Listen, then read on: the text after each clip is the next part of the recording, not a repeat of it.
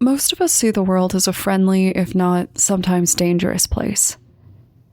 But this concept of danger that we all cling to is a fairly new one. There was a time when people didn't expect bad things to happen to them. They thought that people were mostly good, and because of this, they thought their children were safe. Kids had a lot more freedom in previous decades, but that really isn't the case anymore. Now, parents know that every time their child leaves their sight, something can go wrong.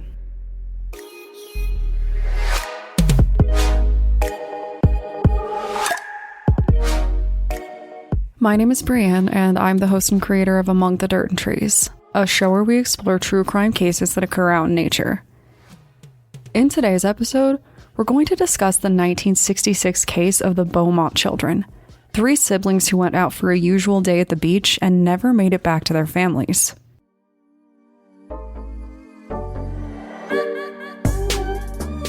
This was another case recommended by super listener Casey, and it is one that I have been meaning to cover for a while. I actually watched a documentary on this case a while back and remember being pretty alarmed by it. Speaking of listeners, I received another request through the reviews of the show, and I see now that I'm getting to that a little late, so sorry about that.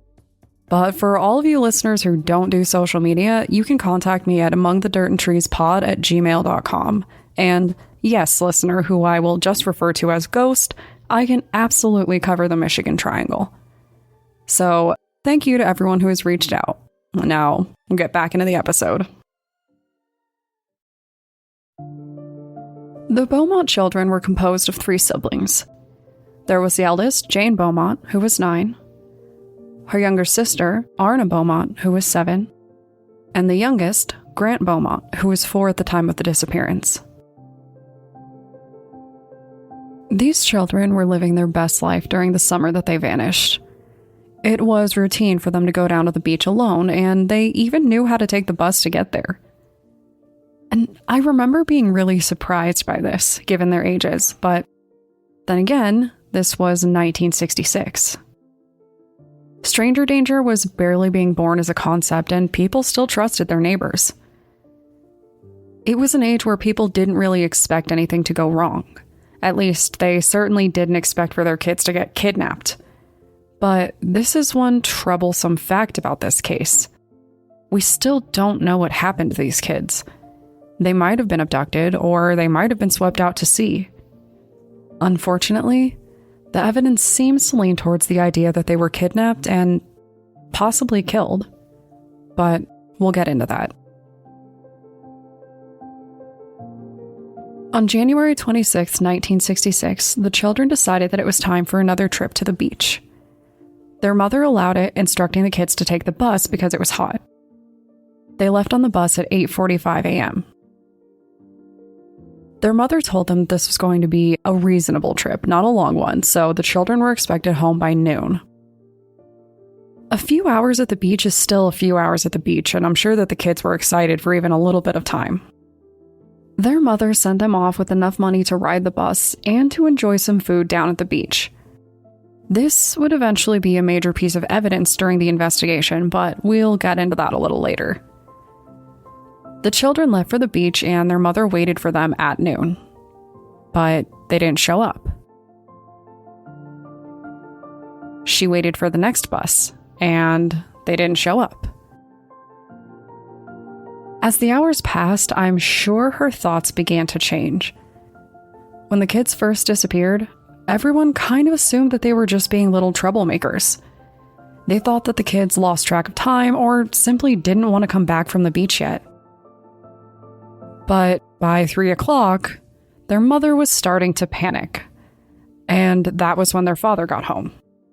Once his wife caught him up on the situation, he hopped in the car and went to go pick the kids up himself, no doubt ready to give them the lecture of the century for worrying their mother.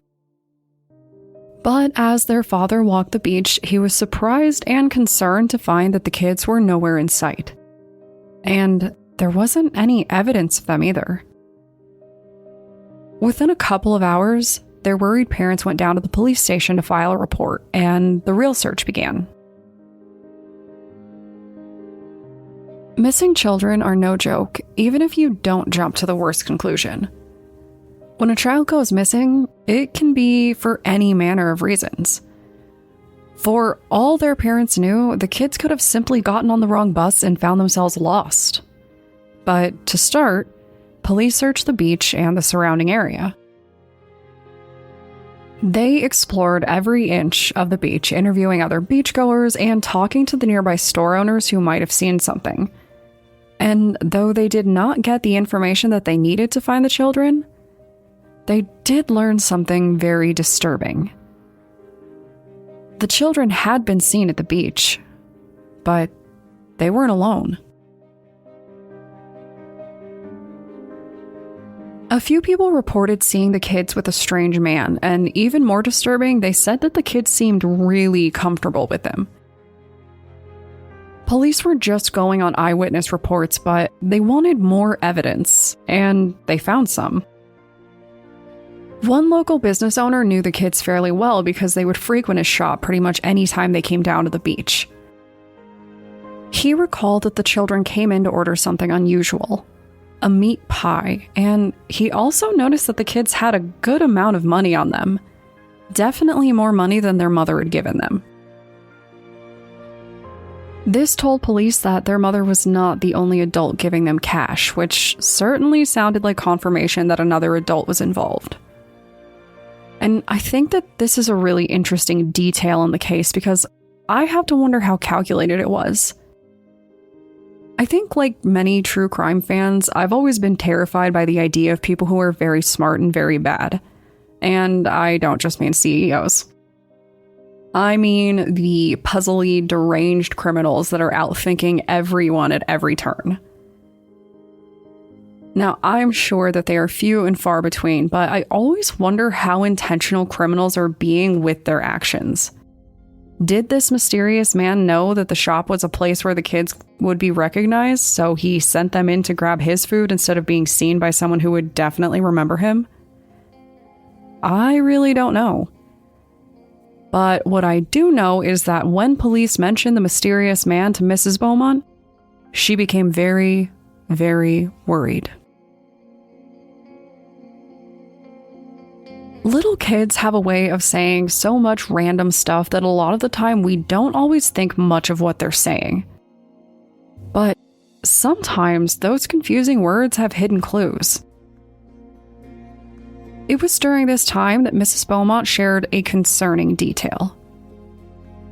Recently, Arna had been teasing her sister. She had told their mother that Jane had a boyfriend down at the beach. And upon hearing that her children were spotted with a mysterious man, I have to assume that her heart probably stopped. She told police that she didn't think much of her youngest daughter's remarks. She understandably assumed that her daughter, who was only 9 years old, had made friends with another child down at the beach. And looking at it from that lens, it really makes sense. Younger siblings are known to taunt their older siblings about dating, and given how young they were, I could see why she thought nothing of it. Unfortunately, it appears that the mysterious boyfriend was not another child, but likely a predator who was targeting Jane and her younger siblings. Reports would say that the kids were playing with this man and had been seen with him in other instances too. It wasn't just this one time. From what we can tell based on these details, it appears that the children were being groomed by a very dangerous person. While they were just going down to the beach to have fun, it would appear that they met some dangerous company, and I hate how disturbing it is. Assuming a mysterious man did take the kids, I have to wonder how long he watched them for. How many times did he see them come to the beach unattended before he decided to lure them away? Unfortunately, the reports of him at the beach were not the last reports the police received, and the new sightings were even more disturbing. The children were spotted after their reported disappearance, which you would think was a good sign, but not with the context. A local man saw the kids walking through the nearby town, and they didn't seem to have a worry in the world. This would have been around the time that their mother was waiting on that second bus, assuming they missed the first one. And police were worried by this because it was really uncharacteristic. The children hadn't disobeyed rules like this before. So it really makes me wonder if this strange man made up a lie about their parents. Sadly, a lot of child abduction cases involve instances like this where the kidnapper will claim to know the child's parents or to have been sent to pick them up or something. And I wonder if he pretended that their parents said they could stay so they didn't have to worry. Of course, this is all my speculation, so take that for what you will. But the next sighting was more disturbing. The children were seen entering an abandoned building with a man. A short while later, a young boy, who we're assuming was Grant, was seen walking outside of that building. And as he walked, the man emerged, roughly grabbing him and dragging him back inside. After that, the children weren't spotted there again, and there was no evidence of them other than the sighting of a bag that looked similar to the one they left with. But like with any case, police found themselves grappling with reports well past that, and yet none of them could be truly proven. There weren't cameras to catch the kids on their trail out of town. After this, Mr. and Mrs. Beaumont went through the heartbreak that so many parents do when their children go missing. They dealt with false reports, trick letters, and claims from people who were all too happy to use the case for their own media attention. But the days kept passing, and the children were never found.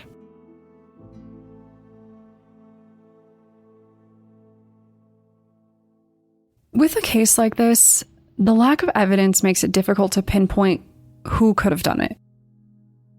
Like with other similar cases, police just kind of started looking at likely criminals. There's a lot of theories, but no one concrete. There are a surprising number of bad people in the world, so when children go missing, police start looking at suspects who have been known to harm children in that area. They looked at killers in the area who had targeted children and were eventually caught, seeing the potential that the Beaumont children were among their list of victims. A lot of people have been considered throughout the years, and considering this case has maintained prominence in the public eye, I'm sure even more theories will continue to emerge, but there's only one that really came with a compelling case. At least, he tried to make one. Bevan Spencer von Einem was a child murderer and serial killer who was loose in Australia at the time when the Beaumont children went missing. He is still in prison for the crimes that he was convicted of, and he has told others that he might have been involved with the Beaumont children.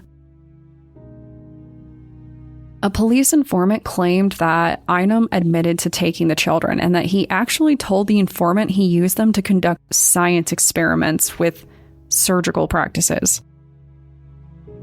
I am not going to lie to you, it kind of sounded like a creepy human centipede type situation. But the good news is that police do strongly believe that he was lying.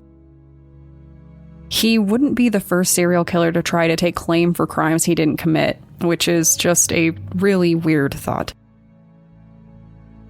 But in the end, the children were never found, and we still don't know who took them. So, if you want to discuss trips to the beach, stranger danger, or meat pies, feel free to contact me on Twitter or Instagram using the tag @datpod or the email amongthedirtandtreespod@gmail.com. Thanks, guys.